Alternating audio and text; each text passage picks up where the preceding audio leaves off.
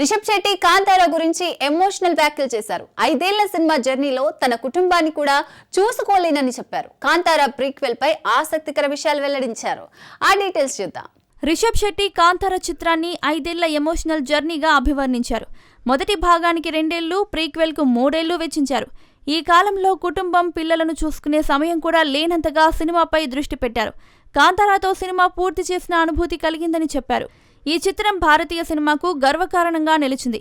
కథ, నటన, సాంకేతిక విలువలతో ప్రేక్షకులను ఆకట్టుకుంది. ప్రీక్వెల్ కథ కూడా అభిమానుల్లో భారీ అంచనాలు రేకెత్తిస్తోంది.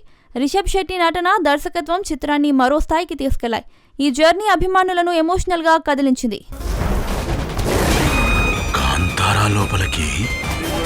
యువ దర్శకుడు కార్తిక్ వర్మ దండు త్వరలో పెళ్లి చేసుకోబోతున్నారు. హైదరాబాద్ లో ఆదివారం జరిగిన ఎంగేజ్మెంట్ వేడుక గ్రాండ్ గా సాగింది.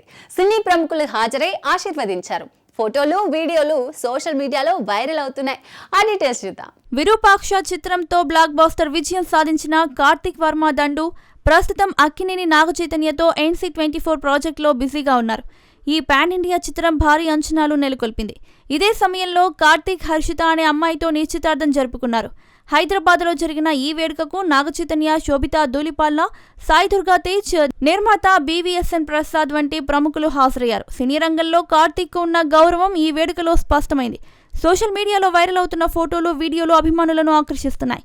కార్తిక్ దర్శకత్వ ప్రతిభకు వ్యక్తిగత జీవితంలోని ఈ సంతోషకర క్షణం అదనపు ఆకర్షణను తెచ్చింది. వధూవరులకు సినీ ప్రముఖులు, అభిమానులు శుభాకాంక్షలు తెలియజేస్తున్నారు. కార్తిక్ తదుపరి చిత్రాలపై కూడా ఆసక్తి నెలకొంది.